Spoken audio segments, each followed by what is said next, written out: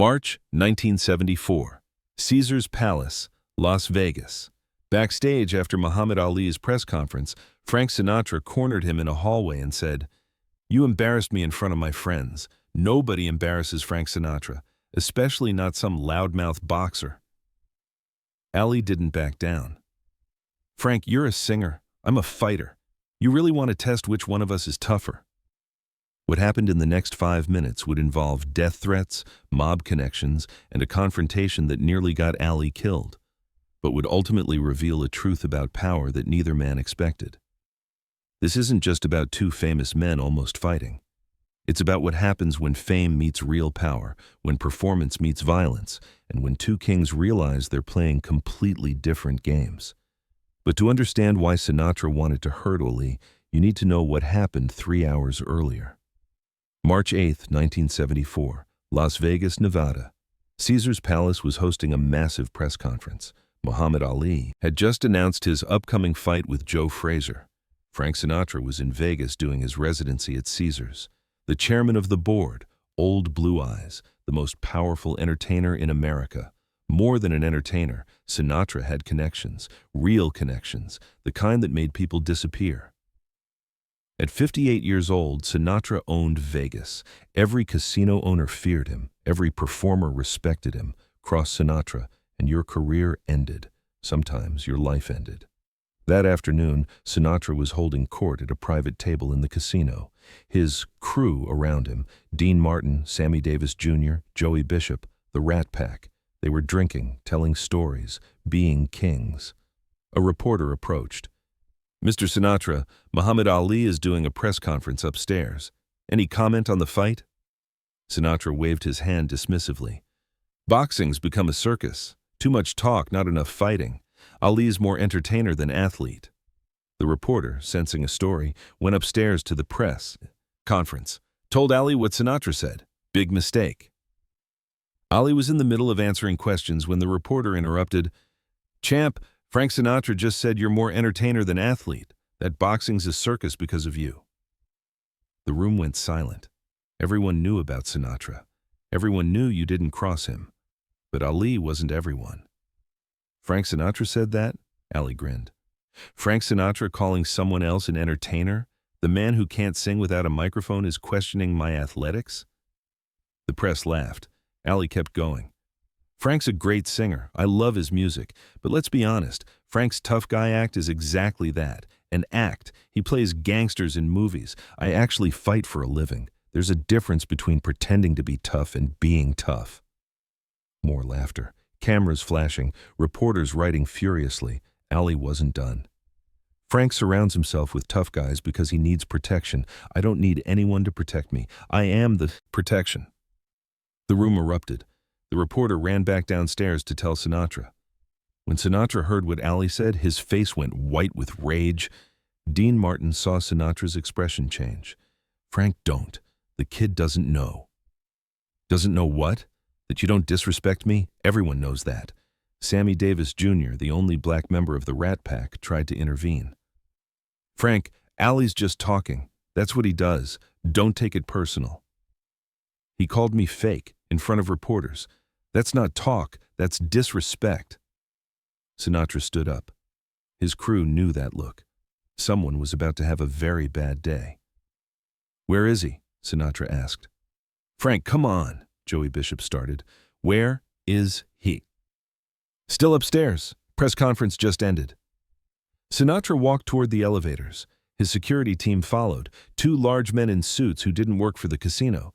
They worked for other people. People you didn't want to meet. Sammy grabbed Sinatra's arm. "Frank, think about this. You go after Ali, it's going to be news, mob news. You don't need that attention right now." Sinatra pulled his arm away. "I'm just going to talk to him, explain how things work in Vegas." But everyone knew Sinatra didn't just talk to people who disrespected him. They found Ali backstage, surrounded by his own team. Angelo Dundee, his trainer. Bundini Brown, his corner man. A few reporters still asking questions. Sinatra walked straight up to Ali. The entire backstage area went silent. "You got a big mouth," Sinatra said. Ali turned, saw Sinatra. "Frank, I was just talking about you." I know what you said. You embarrassed me. Ali's smile faded. He could feel the energy shift. This wasn't playful banter. This was real. Frank, I didn't mean... I don't care what you meant. You disrespected me in front of my friends. In my town, nobody does that. Ali straightened up. He was 6'3". Sinatra was 5'7". But Sinatra's two security guys were massive. Your town? Ali said. This is America. Nobody owns a town. You really are stupid, Sinatra said.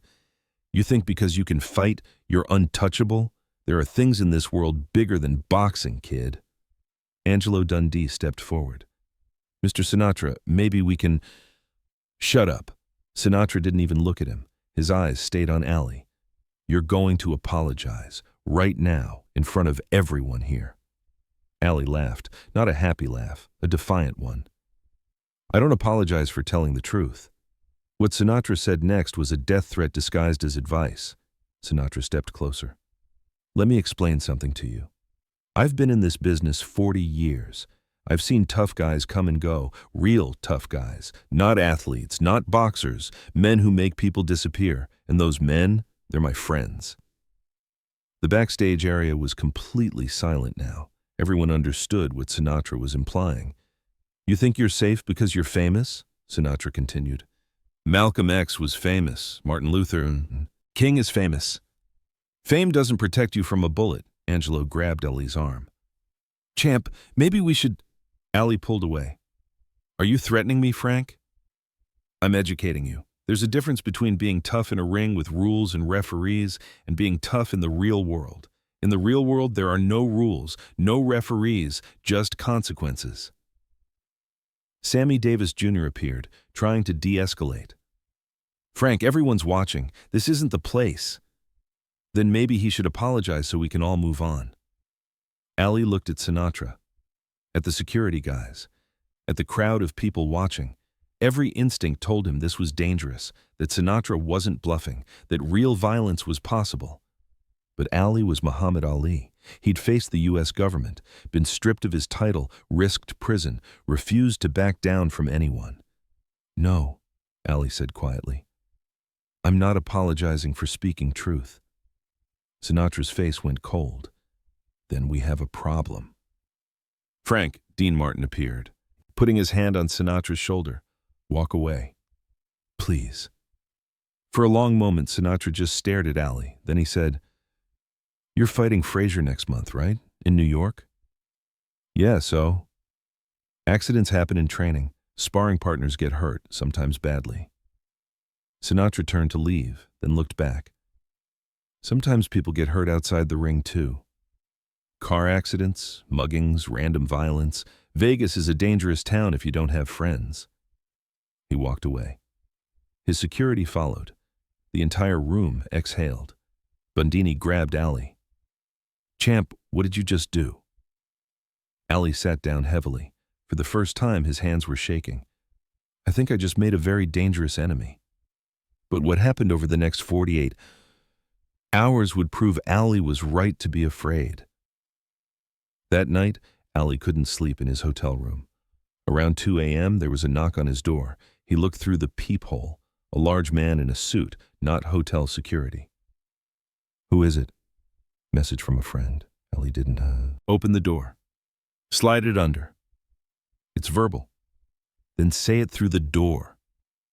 Long pause. Then, Mr. Sinatra wants you to know that what happens in Vegas doesn't always stay in Vegas. He has friends in New York, too. Friends at Madison Square Garden. Friends who can make your fight very uncomfortable, or make sure you never make it to the fight at all. Ali's heart pounded. Tell Mr. Sinatra I heard his message. The footsteps walked away.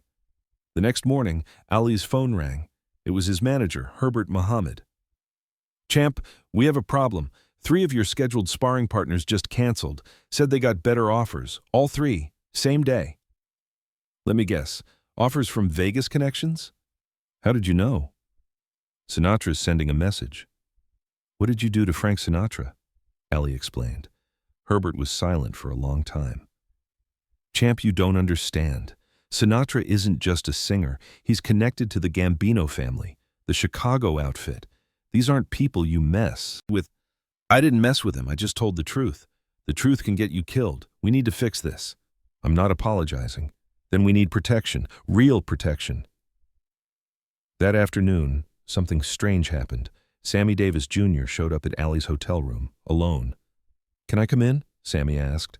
Allie let him in, confused. Look, Sammy said, I'm risking a lot by being here. Frank's my friend, but what he's doing to you is wrong. What's he doing? He's putting pressure on everyone in Vegas to make your life difficult. Your sparring partners got paid off. The casino managers are being told not to host your events. Frank's even talking to people in New York about disrupting your training. Why are you telling me this? Sammy looked at him with sad eyes. Because I know what it's like to be on the wrong side of power.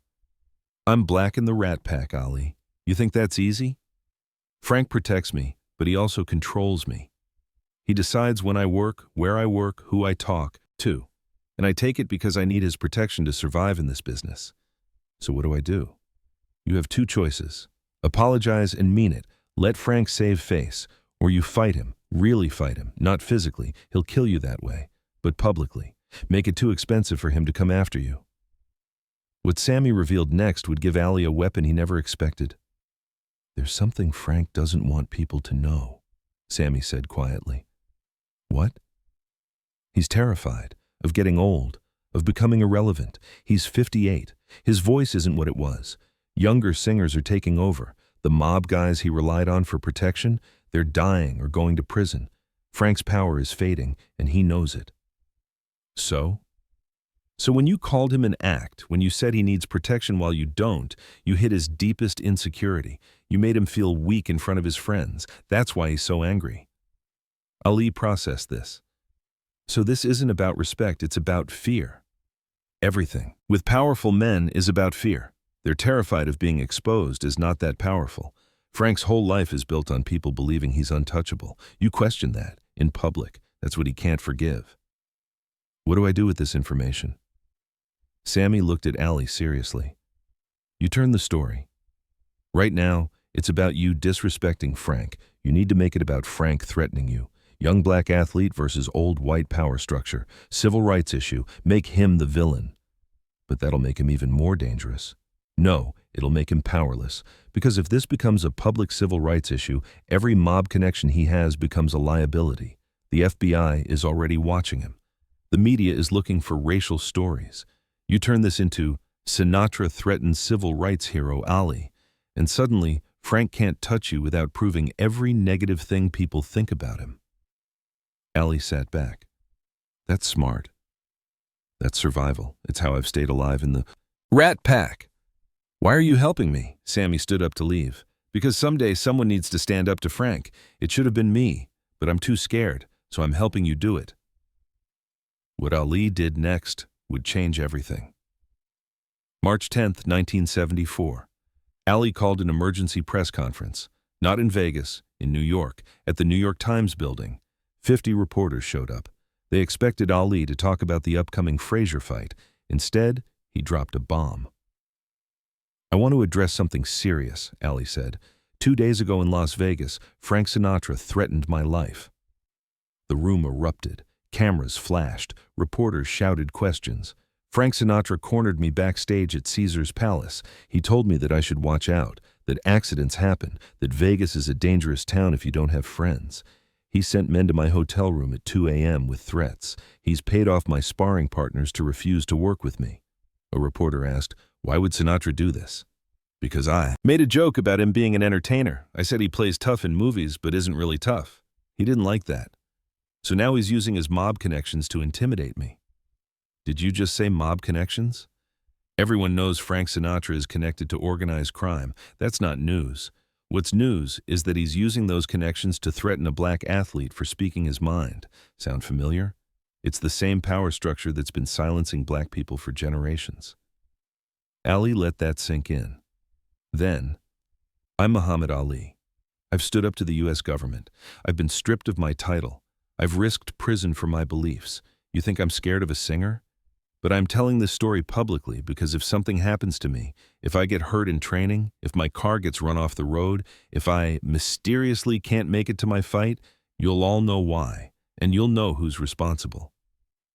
The press conference made every major newspaper. Ali accuses Sinatra of mob. Threats. Sinatra-Ali feud becomes dangerous. Is Sinatra using organized crime to threaten Ali? The FBI, already investigating Sinatra's mob connections, took notice. Sinatra was furious, but he was also trapped. If he did anything to Ali now, it would prove everything Ali said. He'd become the face of old white power, trying to silence a young black voice. 3 days later, Sinatra's lawyers called Ali's team. Mr. Sinatra would like to meet, privately, no press. What happened at that private meeting would shock both men. March 14, 1974. A private suite at the Waldorf Astoria in New York, neutral territory, no Vegas, no mob presence, just 2 men. Frank Sinatra sat on one side of the room, Muhammad Ali on the other. No lawyers, no security, no press. They stared at each other for a long moment. Finally, Sinatra spoke. "You're smarter than I thought." "And you're more scared than I thought." Sinatra's jaw tightened. "I'm not scared of you." "No, you're scared of being irrelevant. I hit a nerve because I spoke truth. Your power is fading, Frank, and everyone knows it but you." "My power could still destroy you." "Maybe, but it would destroy you too. That's what you learned this week, isn't it? That your power only works in the shadows. The moment I put a light on it, it became your weakness." Sinatra was quiet. Then, "I shouldn't have threatened you."